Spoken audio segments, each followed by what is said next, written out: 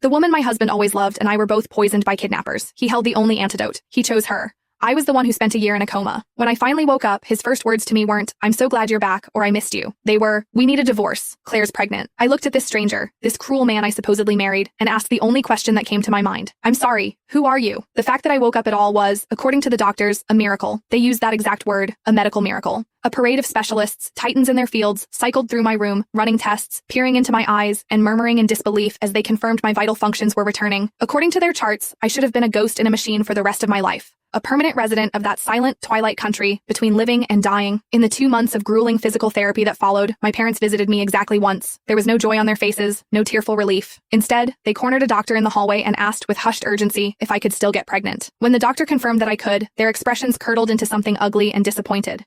They never came back after that. I thought I should feel the cold sting of heartbreak, but there was nothing. A person who has already lost all hope has no room for such luxuries. My brother Leo came to pick me up on the day of my discharge. "Claire's been having a rough time," he started, his eyes fixed on the road. "Her heart's been acting up, the stress of it all. So, don't be mad at Mom and Dad for not visiting more. You know how fragile she's always been." He trailed off, noticing the blankness of my expression. He mistook my apathy for a silent protest, and his voice hardened with impatience. "For God's sake, Ava, can you just for once not be jealous of your own sister?" His volume spiked, and I flinched, genuinely confused. "What?" "Sorry, I was watching that dog. Look at it, crying its eyes out. It's ridiculous."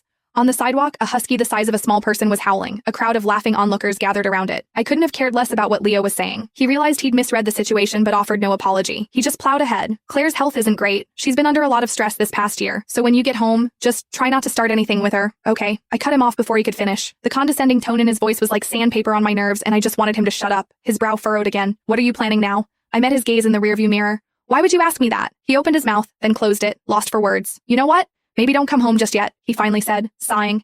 "Claire moved back in for a bit. The Prescott's house has plenty of space. You should go there. You and Carter need to talk. If it's really over between you two, just end it properly." I just stared, a complete blank. Just then, a sharp rap on the window made me jump. It was Carter Prescott, a man I'd known practically my whole life. Leo got out of the car. I saw their mouths moving, a brief, tense exchange. Then Leo opened my door. "Good. Carter's here for you," he said, all false brightness. "You should go with him. Whatever is going on between you two, you need to sort it out yourselves." Carter, however, looked like he had zero patience for a long conversation. He got straight to the point. "We need a divorce. Claire's pregnant."